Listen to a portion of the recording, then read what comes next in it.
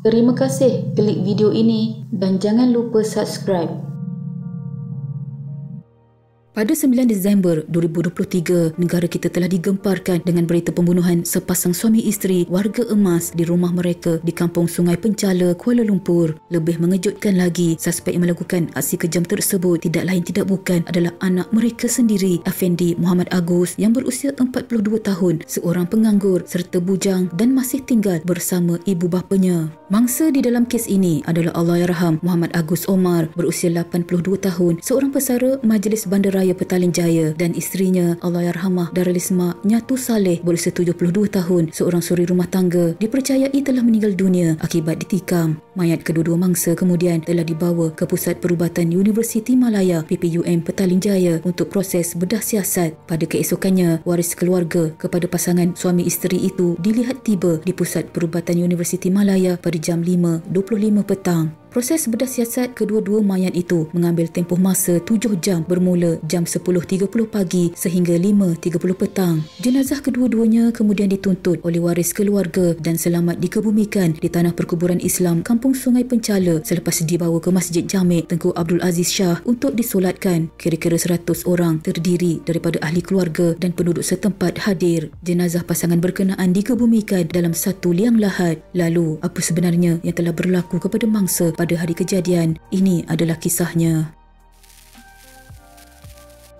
Mengikut siasatan pihak polis, pada hari kejadian kira-kira jam 7 malam ketika azan maghrib akan berkumandang sebelum ahli jemaah surau dan masjid bersiap-siap untuk menunaikan solat. Pada ketika itulah jiran bersebelahan rumah mangsa telah mendengar bunyi pergaduhan. Selepas itu, kedengaran bunyi jeritan meminta tolong sebelum tiba-tiba keadaan menjadi senyap sunyi. Jiran yang mendengar jeritan itu segera ke rumah mangsa untuk mengetahui apa yang telah berlaku sebelum melihat pasangan warga emas berusia 72 dan 82 tahun terbabit ditemui terbaring berlumuran darah di ruang tamu rumah. Dia segera membuat panggilan kecemasan bagi mendapatkan bantuan serta melaporkan apa yang telah berlaku. Polis tiba di lokasi tidak lama kemudian mendapati pasangan warga emas terbabit sudah pun meninggal dunia. Mengikut maklumat yang diberikan oleh saksi, sebelum kejadian berlaku pergaduhan antara pasangan itu dan anak lelaki mereka berusia 42 tahun yang dipercayai seorang penagih dadah. Dalam pergaduhan itu, suspek dikatakan mengambil senjata tajam sebelum menikam kedua ibu bapanya sehingga menyebabkan kecederaan parah. Susulan kejadian itu, suspek melarikan diri di kawasan hutan berhampiran rumah mereka sebelum gerakan mencari suspek giat dilakukan dengan bantuan unit anjing pengesan K9. Suspek berjaya ditangkap pada jam 10.30 malam di bawah terowong lebuh raya sistem penyuraian trafik Kuala Lumpur Barat Sprint dan kes disiasat mengikut Seksyen 302 Kanun Kesisaan. Suspek yang mempunyai 9 rekod jenayah lampau itu ditahan oleh sepasukan polis dari Jabatan Siasatan Jenayah Ibu Pejabat Polis Kontingen Kuala Lumpur kira-kira 2 jam 40 minit selepas suspek melarikan diri. Semakan juga mendapati suspek baru saja dibebaskan dengan jaminan selepas dituduh di mahkamah berkaitan kes dadah. Suspek sebelum ini ditahan pada 30 November mengikut Seksyen 12-2 Akta Dadah Berbahaya 1952 dan dituduh di mahkamah Kuala Lumpur pada 1 Disember 2023 serta diberi jaminan sebanyak RM2,000 dan dia dijamin oleh ayahnya yang dibunuh itu. Pasukan forensik IPK Kuala Lumpur hadir di lokasi kejadian dan menjumpai barangan yang dipercayai digunakan dalam kejadian tersebut seperti mata pisau, 2 hulu pisau, 1 topi keledar, meja kayu bulat, batang kayu, serpihan kayu dan sepasang kasut berwarna hitam dipercayai milik suspek.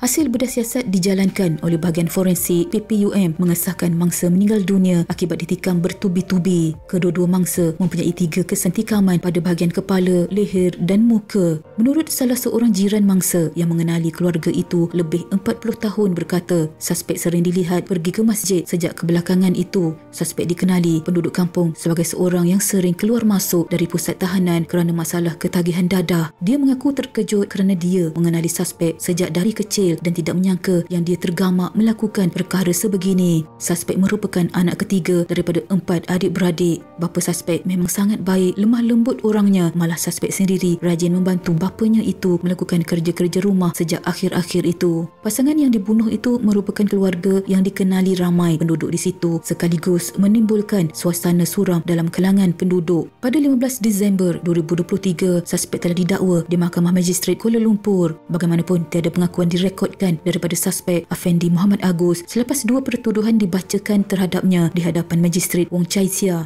Pengakuan tidak direkodkan berikutan kes bunuh di bawah kuasa Mahkamah Tinggi. Semasa pertuduhan dibacakan, dia mengangguk dan faham pertuduhan. Mengikut pertuduhan pertama dan kedua, dia didakwa membunuh bapanya Muhammad Agus Omar dan ibunya Darlisma Nyatu Saleh. Kesalahan itu didakwa berlaku di sebuah rumah di Kampung Sungai Pencala, Jalan Pencala Hilir 6, masing-masing pukul 7.10 malam dan 7.20 malam pada 9 Disember 2023. Berikutan itu, pendakwaan dikemukakan mengikut Seksyen 302 Kanun Kesesaan yang memperuntukkan hukuman mati. Semasa prosiding, pendakwaan diwakili Timbalan Pendakwa Raya Vivian Yip GC, manakala tertuduh tidak diwakili peguam. Mahkamah kemudian menetapkan 31 Januari 2024 bagi sebutan semula kes. Kita mengharapkan perbuatan suspek ini dibalas dengan hukuman yang setimpal. Jalan yang dipilihnya ini tidak seharusnya diikuti oleh mana-mana orang lain dan ia seharusnya menjadi pengajaran. Sama-sama kita hadiahkan Al-Fatihah kepada Allahyarham Muhammad Agus Omar dan Allahyarhamah Darlisma Nyatu Saleh. Semoga roh mereka dicucuri rahmat dan dimasukkan ke dalam golongan hamba-Nya yang beriman.